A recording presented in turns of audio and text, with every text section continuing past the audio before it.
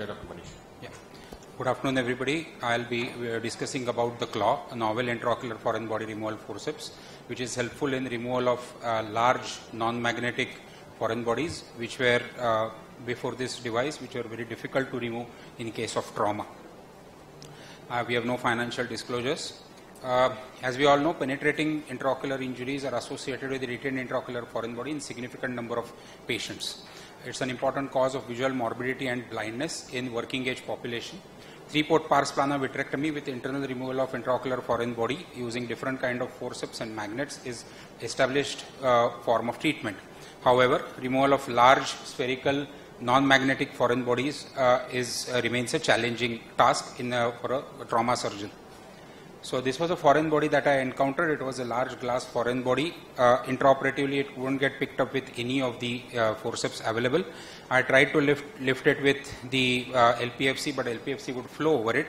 I tried to use disposable snare and pick it up. I could pick it up a couple of times to the pupillary plane, but before it could come out of the eye, the foreign body would fall back, and there was a risk of injury to the retina. Hence, the case was referred to the higher center.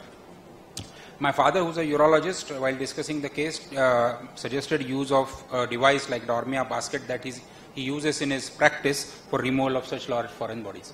So initial prototype that we made was basket design, but it was a little cumbersome for us to use, and hence we decided on the claw type of design.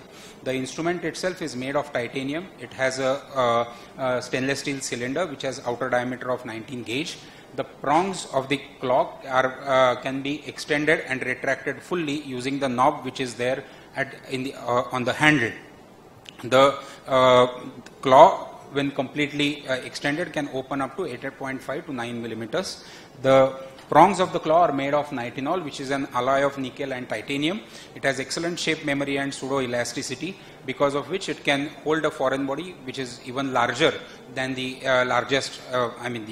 greatest extension of the prongs itself. Since the metallic cylinder is 19 gauge, we need not open the sclerotomy a lot, and we can maintain the closed chamber intraoperatively, and the forceps can be reused after standard methods of sterilization. Let's look at some case scenarios. This was the patient who had 42-year-old male patient with history of penetrating trauma with stone. There was no perception of light. A CT scan picture shows a stone foreign body, a large stone foreign body with collapsed eyeball around it. Intraoperatively, after primary wound repair, lensectomy and vitrectomy, the conjunctiva was opened and the sclerotomy enlarged.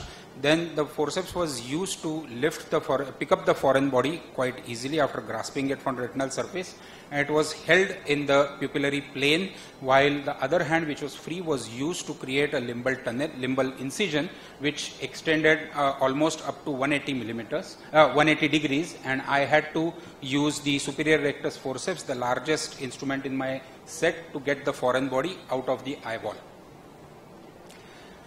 This was the foreign body. It was an irregular foreign body measuring 11 millimeters by 5 millimeters by 5 millimeters. This was the second case which is given to me by Dr. Sharad Bomaj from Sangli. This here again the stone foreign body was there. The sclerotomy was enlarged.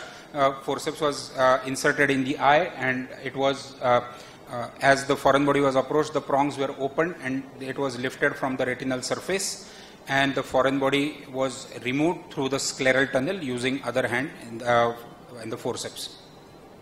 This was the foreign body, irregularly large foreign body, almost 7 millimeters in size. In July of 2016, as we know, there was a social unrest in Kashmir, and the security forces had to resort to the pellet guns for crowd control, and it resulted in extensive trauma, including ocular injuries. There were more than 100 patients who received posterior segment foreign bodies, and the pellets, they are made up of lead. They are usually spherical in shape and have smooth surface. Since they are non-magnetic, they are extremely difficult to pick up from the retinal surface. The size varies from 2 to 4.5 millimeters. My co-authors were surgeons in charge of these cases, and they have used this particular instrument for removal of foreign bodies. So this is one of the intraocular photographs of foreign body being held by the pellet being held by the forceps. We have used it in vivo to pick up irregularly large glass pieces without crushing them, and so it is useful even in intraocular glass foreign bodies, as communicated by some surgeons who have used it for this purpose.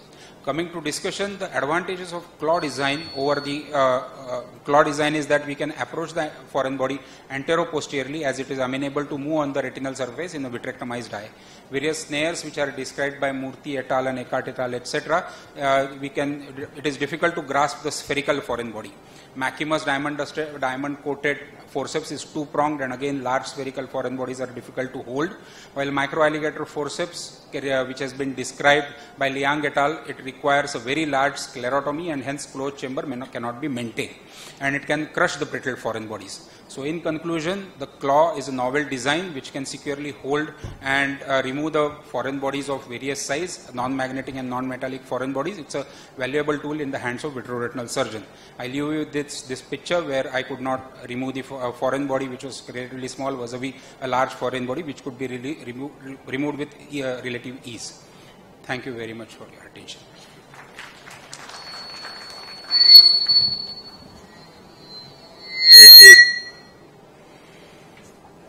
Smallest size of the palette which you could remove with this, because it would be a problem if a round thing which is small may just slip out.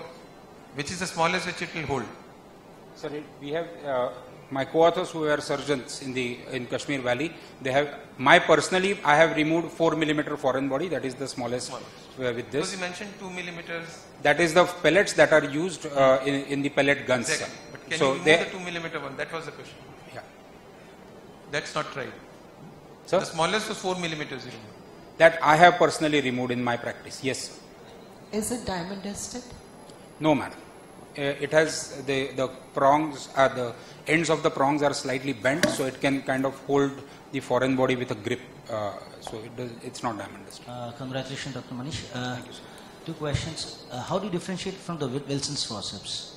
I'm sorry? How do you differentiate it from the Wilson's foreign body forceps? So this design is similar, but the amount of opening of the prongs that we can get with this particular forceps is much larger than Wilson's forceps. The design is effectively the same.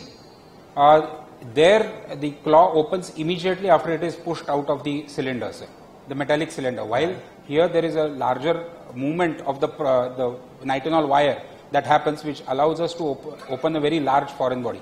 In fact, the stone foreign body that I have, rather the glass foreign body that I could not remove, that was the case where I used Wilson forceps and I could not hold even that foreign body, sir. And do you have a locking mechanism where after it's gripped you can lock it?